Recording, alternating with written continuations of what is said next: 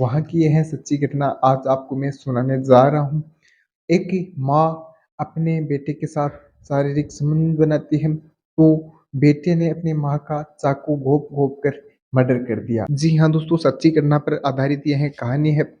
एक माँ जो अपने ही संतान के साथ अपनी संतान की थोड़ी मानसिक संतुलन को ठीक करने के लिए, थोड़ी उसके स्वभाव को ठीक करने के लिए उसके साथ शारीरिक संबंध बनाती है। एक माँ इस हद तक चली जा सकती है दोस्तों, आज की इस कहानी में मैं आपको सारी डिटेल्स दूँगा, सारी जानकारी आपको दूँगा।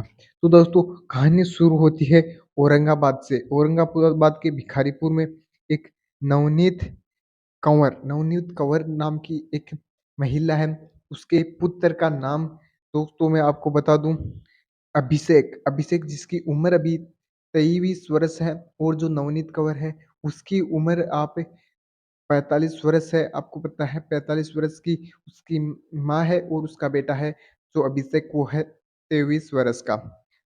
अब दोस्तों उसकी शादी एक प्रीति नाम की लड़की से तय की जाती है। प्रीति जो दिखने में काफ़ी खूबसूरत और जो अभिषेक था वो भी काफ़ी खूबसूरत था और जो उसकी शादी प्रीति के साथ तय हुई थी, उस प्रीति को हर कोई पाना चाहेगा, इतनी खूबसूरत वह थी। अब दोस्तों 7 अगस्त 2023 में उनकी शादी फिक्स हो चुकी थी। 7 अगस्त के दिन 2023 के दिन उनकी शादी फिक्स हो गई चुकी थी और दोस्तों जो अभिषेक है उसका एक क्लोज़ फ्रेंड दोस्त जिसे आप बोल सकते हो वो है सूरज। सूरज नाम का यह दोस्त है। अब दोस्तों यह छोटी-सी मेंबरों की 4 मेंबरों की यह कहानी है। इस कहानी में काफ़ी हद तक यह कहानी आगे चली जा सकती है। जहाँ तक लोग सोच ही नहीं सकते, लोग ये सोच नहीं पहुँच सकती, यह कहानी वहाँ तक चली जा सकती है। अब दोस्तों आपको मैं कहानी की शुरुआत करता हूँ, जब भी अभिषेक की शादी तय होती है। तो शादी प्रीति नाम की एक गाँव की पड़ोसी गाँव की एक खूबसूरत लड़की जो दिखने में काफ़ी खूबसूरत थी, उससे उसकी शादी तय हो जाती है और 23 अगस्त 2000 के दिन उनकी शादी होने की इन तारीख फिक्स हो जाती है, उनकी एंगेजमेंट हो चुकी है। अब दोस्तों जो अभिषेक था उसका कुछ मानसिक संतुलन ठीक नहीं था, तो उसकी मम्मी एक्चुअली यह सोचती कि पिता के चले जाने के बाद या पिता के गुज़र जाने के बाद उसकी थोड़ी मानसिक संतुलन है, वो बिगड़ गया है। थोड़ा टाइम लगेगा ये सही हो जाएगा। यही सोचते-सोचते काफ़ी दिन हो जाते हैं, फिर भी उसकी हालात में कोई परिवर्तन नहीं। जब उसका सूरज उसके पास आता अभिषेक का दोस्त, तो अभिषेक खिलखिलाने लगता मानो कि उसे अपना कोई प्रेमिका बिछड़ी हुई प्रेमिका मिल गई, इतनी खुशी उसे मिलती। तो इसी प्रकार सिलसिला चलता है, जब सूरज उसके घर आता है, तो एक दिन वह खुशी का दिन होता है और उसके बाद वह फिर से अपनी गुमसुम लाइफ में जीने लगता है, ना तो किसी से बोलता, ना ही किसी से मुँह लगाता और स्पेशल लड़कियों से तो वह काफ़ी दूर रहता था। दोस्तों सूरज दिखने में भी काफ़ी खूबसूरत था और उसका जो दोस्त है अभिषेक वो भी काफ़ी खूबसूरत था। अब अभिषेक की जो मम्मी है वो परेशान होती है, हैरान रहती है कि आखिर मेरे बेटे को हुआ तो क्या हुआ? तो उसे कुछ सोच समझ के यह सोचती है कि अभी शादी तो उनकी नहीं हुई है अभिषेक की, पर एक बार इन्हें घूमने के लिए जाना चाहिए, एक बार इन्हें घूमने भेज दिया जाता है। तो फिर वह प्रीति से बात करके प्रीति भी अपने घरवालों से इजाज़त लेके जो अभिषेक है उसके साथ घूमने चली जाती है क्योंकि उनकी दोस्तों शादी फिक्स हो चुकी थी, तो प्रीति काफ़ी समझदार थी, तो उसने उसको पति के रूप में स्वीकार लिया था, तो दोनों घूमने के लिए चले जाते हैं। अब दोस्तों होता दरअसल ये है कि एक दिन वह घूमती है तो बस में वह जब जब जाती है, टेम्पो का सफ़र भी करते हैं, होटल में वह खाना भी खाते हैं, वो सारे कार्य करते हैं जो एक डेली लाइफ़ में उनको करना चाहिए। अब दोस्तों जो अभिषेक है वो प्रीति से एक बार भी कुछ भी नहीं बोला, प्रीति जो भी उससे सवाल करती तो वो हाँ या ना का जवाब देके चला जाता। अब दोस्तों ना तो प्रीति उसे समझ पाई और ना ही उसे यह कुछ अपने मन की बातें बता पाई, ना ही कुछ उनसे कर पाई। अब दोस्तों प्रीति के मन में काफ़ी कुछ ज़्यादा सोच रखी थी प्रीति की हमारी आज पहली बार ट्रिप होगी, काफ़ी अच्छे हम मिलेंगे-जुलेंगे, वो सब कुछ हमारे लाइफ़ में होगा, जो एक पति-पत्नी की लाइफ़ में होता है। और दोस्तों अभिषेक ने उसे कुछ भी नहीं कहा, उसको छुआ भी नहीं और कुछ भी उसके साथ नहीं किया। तो प्रीति काफ़ी परेशान होती है और ये सोचती है कि चलो फर्स्ट टाइम था, तो हो सकता है वो शर्मा रहे होंगे इसलिए कुछ गुमसुम बैठे होंगे और मेरे से बात भी नहीं की होगी। दोस्तों प्रीति भी घर चली जाती है, अभिषेक अपने घर आ जाता है। उसके बाद हुआ यूँ कि जो अभिषेक है, उसको गुमसुम के रहने की तो आदत थी, वो गुमसुम ही रहता था, अपनी ही दुनिया में रहता था और वो जब सूरज उसके घर आता है, तब वह एक दिन खुश रहता है। तो उसकी माँ फिर कुछ सोचती है और प्रीति से एक बार बात करती है और बोलती है, "आप एक बार मेरे बेटे को जाइए, अगर आपने इसको पति अपना स्वीकार लिया है, तो एक होटल में जाइए और इसके साथ सुहागरात वाली सारी कार्य अभी कर लीजिए सुहागरात से पहले। क्या पता ये अभी गुमसुम रह रहा है, कुछ बोलने लग जाए, कुछ इसकी शर्मिंदगी भी खुल जाए और ये आम लोगों के बीच में आने लग जाए।" तो प्रीति काफ़ी समझदार थी, उसने सोच समझ के प्लान बनाया और एक होटल में उन्होंने जाने का सोच लिया। तो होटल में दोनों चले जाते हैं, तो प्रीति उससे शारीरिक संबंध बनाने की कोशिश करती है और जो अभिषेक है उसको काफ़ी हिंट देती है कि मेरे साथ शारीरिक संबंध बनाओ, ये हम अभी कर लेते हैं, शादी के बाद तो एक्चुअली हमें ये करना ही है। फिर भी अभिषेक नहीं मानता है, जो कि तू उसको टच ही नहीं करता है। तो प्रीति थोड़े समय और निकल जाने के बाद अपने बदन के एक-एक कपड़े हटाने लगती है। अभिषेक उसे बोलता है ये सब मेरे को अच्छा नहीं लगता, मैं नहीं करूँगा। फिर भी प्रीति नहीं मानती है, प्रीति ने अपने सारे बदन के कपड़े हटा दिए और अभिषेक के सामने एकदम बिना कपड़ों के वहीं खड़ी हो गई। फिर भी अभिषेक उसे चाँटा मार के वहाँ से चला जाता है और उसके साथ कुछ भी गलत नहीं करता है।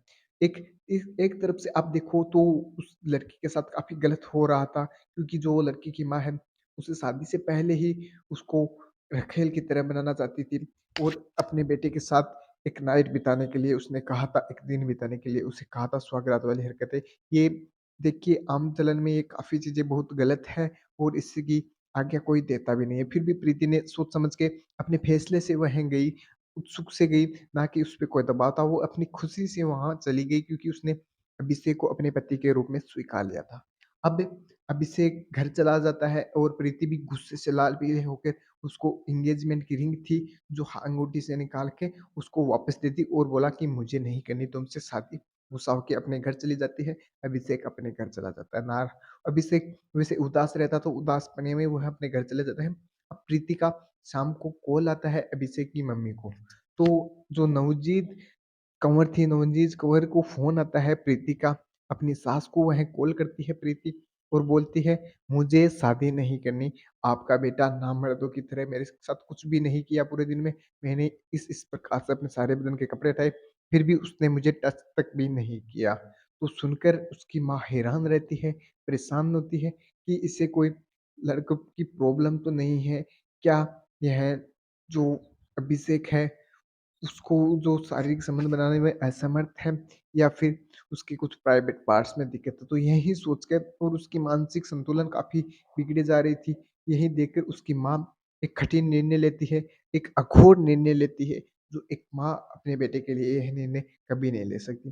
तो माँ उठकर जाती है उसके रूम में, तो उसके रूम में भी उसे समझाने की कोशिश करती है, तो वह नहीं समझती है। तो फिर वह वापस अपने रूम में आती है, 1-2 दिन बीतते हैं, फिर उसके बाद उसका दोस्त सूरज जो उसके घर पे आता है। फिर अभिषेक खिलखिलाने लगता है और उसकी काफ़ी खुशी आप देख पा रहे हो, उसको एकदम खुशी का माहौल हो जाता है अभिषेक के और काफ़ी वह खुश रहने लगता है। वो दोनों कमरे में जाते हैं, कमरे को बाहर बंद करके, अंदर वह क्या पता क्या करने लगते हैं। तो उसकी माँ के दिमाग में आया कि जो सूरज है, उसके आने के बाद अभिषेक इतना खुश क्यों रहता है? क्या है इसके पीछे का राज? तो वह कमरे की तरफ बढ़ती है, दबे पाँव तो कमरे की तरफ कुछ अलग ही आवाज़ें आ रही थी। तो कमरे को अचानक से धक्का मारकर उसकी माँ ने उस कमरे को ओपन कर लिया और उसे अभिषेक और सूरज को देखकर वह हैरान रह जाती है, परेशान रहती है कि क्या 2 लड़के आपस में ऐसा कर रहे लेते हैं। दोस्तों दरअसल हुआ यूँ कि जो अभिषेक है, उसके शरीर पे एक भी कपड़ा नहीं था। ना ही उसके तन पे कुछ भी वस्त्र थे, ना ही सूरज के तन पे कुछ भी वस्त्र थे। वो दोनों नग्न अवस्था में बिस्तर पर दोनों लेटे हुए थे और एक-दूसरे से शारीरिक संबंध बना रहे थे। अब उसकी माँ यह सोचती है कि अभिषेक को लड़कियों में इंटरेस्ट नहीं है, महिलाओं में कोई इंटरेस्ट नहीं है, इसे तो सिर्फ़ अपने दोस्त अभिषेक में ही इंटरेस्ट है, इसी के साथ अपनी बुरी लाइफ़ बिताने का मेरे हिसाब से इसने निर्णय ले लिया तो उसकी माँ भी एक कठोर निर्णय लेती है कि मैं इसके साथ शारीरिक संबंध बनाती हूँ और उसे महिलाओं वाली खुशी प्रदान करती हूँ। क्या पता इसकी जो कुछ लालसा है वो लौट आए, महिलाओं के प्रति इसका कुछ मन बदल जाए। तो अभिषेक को दोनों हाथ उसकी माँ बाँधती है, दोनों पैर उसके बाँध देती है और अपने तन के एक-एक कपड़े उतारने लगती है। अभिषेक मना करता है कि मम्मी ऐसा आप मत कीजिए, यह गलत है। फिर भी अभिषेक की माँ उसके मानसिक संतुलन को सही करने के लिए अपने बेटे को फिर से अब उसकी सही दिनचर्या में लाने के लिए अपने सारे बदन के कपड़े उतार लेती है और उसके ऊपर बैठ के शारीरिक संबंध बना लेते हैं। अभिषेक के ऊपर उसकी माँ बैठी हुई थी, तो अभिषेक इधर-उधर हिलता है, अपने आप को खोलने की कोशिश करता है और अपनी मम्मी को दूर करने की कोशिश करता है। तो अभिषेक कामयाब रहता है इस हालत में, एक हाथ उसका खुल जाता है, तो दूसरे हाथ को वह खोलने से पहले एक उसके पास चाकू रखा हुआ था टेबल के ऊपर, तो चाकू वह उठाता है और अपने माँ के पेट में 5 से 7 वार कर देता है और वार पे वार किया जाता है और दोस्तों उसकी माँ बेहोश हो जाती है और इसी कंडीशन में उसके फर्श पर जो है गिर जाती है, आप कह सकते हो पड़ जाती है। तो फिर क्या, जो अभिषेक है उसको कुछ नहीं कहता है, वह पड़ी रहती है एक जगह और उसका खून काफ़ी ज़्यादा बह रहा था। वो खून बहने की वज़ह से 5-10 मिनट में उसकी मृत्यु वहीं पे हो जाती है क्योंकि अभिषेक ने चाकू से काफ़ी बार वार किया था। अभिषेक बेड पे बैठा हुआ था, उसकी माँ नीचे नग्न अवस्था में गिरी हुई थी। तो एक और पास ही के घर से एक महिला आती है, तो उसने पहले सुनी थी कि कुछ आवाज़ें आ रही हैं, तो वह आकर देखती है, तो अभिषेक एकदम नग्न अवस्था में वहाँ बैठा हुआ था और उसके शरीर पे खून लगा हुआ था। दोस्तों दरअसल उसकी माँ जब उसके ऊपर नग्न अवस्था में बैठी थी, तो उसने चाकू डाले थे, तो उसके शरीर पे भी खून काफ़ी ज़्यादा लग चुका था। तो वह चीखती है, चिल्लाती है, परेशान होती है और भाग के सभी पड़ोसियों को सूचना देती है और उसी समय मौके पर पुलिस वहाँ पहुँचती है और अभिषेक को हिरासत में लेती है और सारी कहानी उससे पूछती है, तो अभिषेक सारे जो जुर्म है अपना कबूल कर लेता है और सारी उसको कठिन से कठिन कार्रवाई के तहत उसको जेल भेज दिया जाता है अभिषेक को और उसको सज़ा दे दी जाती है। पर दोस्तों एक माँ ही होती है जो एक अपनी संतान के लिए, अपनी औलाद के लिए किसी भी हद तक गुज़र जाती है। कुछ भी वह करने के लिए तैयार हो जाती है। तो इस कहानी का उद्देश्य सिर्फ़ आपको सुनाना है, ना किसी के दिल को ठेस पहुँचाने और किसी के दिल की यह भावनाओं को ठेस पहुँचाने के लिए यह मैं कहानी आपको नहीं सुना रहा हूँ। यह कहानी का उद्देश्य सिर्फ़ आपको वाकिफ़ कराना है, एक जानकारी देना है। कहानी में सभी नाम काल्पनिक नाम रखे गए हैं, कहानी सच्ची घटना के आधार पर है और काल्पनिक नाम इसलिए रखे गए हैं क्योंकि जो ओरिजिनल नाम है किसी के घर को, किसी की समाज में बेइज़्ज़ती के लिए मैं आपको संपूर्ण जानकारी उसकी नहीं दे सकता। तो कुछ मैंने गलत कहा तो मैं क्षमा चाहता हूँ, क्षमा का प्रार्थी हूँ और दोस्तों अगर कहानी अगर अच्छी लगी और कहानी में कुछ आपने सीख लिया या कहानी आपको किस प्रकार लगी, क्या कोई व्यक्ति ऐसा करना चाहिए या कहानी में कुछ गलत है, तो आप मेरे को कमेंट बॉक्स में ज़रूर बता देना। और दोस्तों चैनल अभी काफ़ी नया है, सब्सक्राइब करके अपने दोस्तों के साथ शेयर कर देना और लाइक इस वीडियो को एक बार ज़रूर कर देना। तब तक के लिए मुझे दीजिए इजाज़त, मैं मिलूँगा द लास्ट स्टोरी के कोई नए एपिसोड में। जय हिंद, राम राम।